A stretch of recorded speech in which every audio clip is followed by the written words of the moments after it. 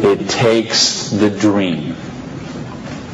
Because if you don't have the dream, you'll never find the 7 to 10 hours a week. I can guarantee you that. You're busy. We're all busy. You're working, you're picking up the dry cleaning, you're making dinner, you're taking the kids to football practice, you're paying the bills, you got to sleep, you got to eat, all this. You're using 24 hours of every day already. So what's got to give? You've got to find a dream, something that will take you to this frame of mind where you will change the way you live, you will change the daily actions you take, and you will change your mindset for a 2 to 4 year period. So that alarm clock will go off at 6:30 in the morning. You'll get up, you'll have your breakfast, you go to work, you'll work 8 or 9 hours at your job, you'll get out of the job, you'll run somewhere, grab a bite to eat, and go somewhere and work for another 3 hours in the evening. When you could be home watching TV, when you could be with your kids, when you could be with your family, when you could be watching a football game or something else. But you will make a sacrifice. You will say, I will find the 7 to 10 hours a week for 2 to 4 years to build my freedom, to build my security, to build my independence. Here's the secret of everything I'm going to talk about tonight has to do with leverage. It's getting you out of the trap. And there's a big trap, okay? And this is the trap. It's people trading time for money. You work 40 hours, you get paid for 40 hours. So you work 40 hours and you get paid $400 a week. If you need some extra money because there's something that you want to do, you put in some overtime, so you work 45 hours, so maybe you get $450. Well, you know what? That is trading time for money. Time for money. Hours for dollars. Hours for pounds. Hours for dollars. Hours for cougar rands. Whatever the currency is. If you're trading time for currency, you can't get wealthy. It's a trap. You got to put some leverage to work somehow to get out of that. But I started a study of prosperity. And here's what I found. 2 secrets of prosperity.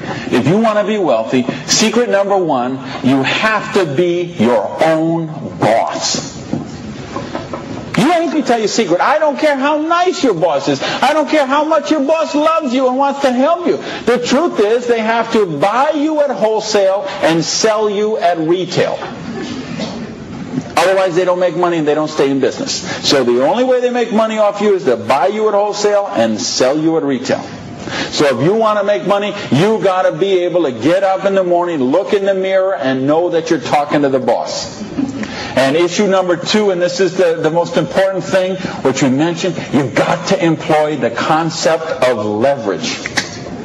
And this is something, J. Paul Getty, who was one of the wealthiest people the world ever known, he understood this. And he was quoted oftentimes, this is probably his most famous quote, when he said, I would rather have 1% of the efforts of 100 people than 100% of my own efforts. Because he understood the concept of leverage.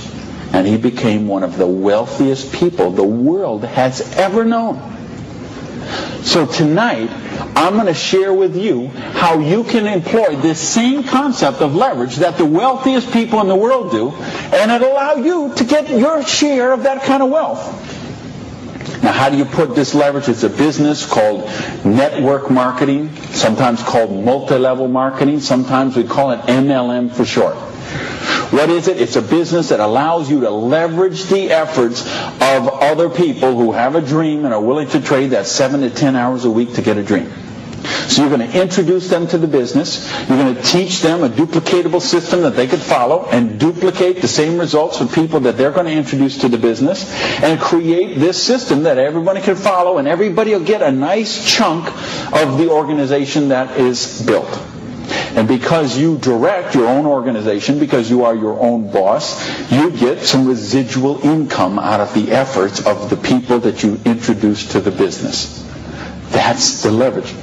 It's no different than when Madonna makes a record, and every time they play that CD, she gets a royalty of that.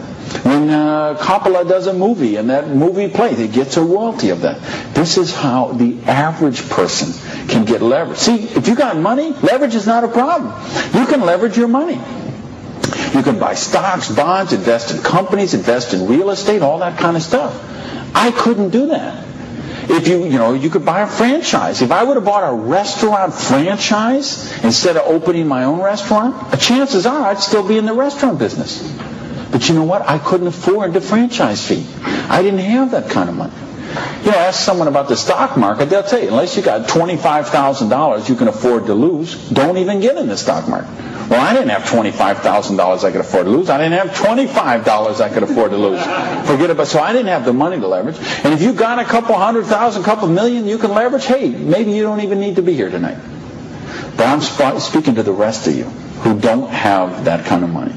And the rest of you who used to have that kind of money till the stock market tanked, and now your retirement fund is 40% of what it was 2 years ago.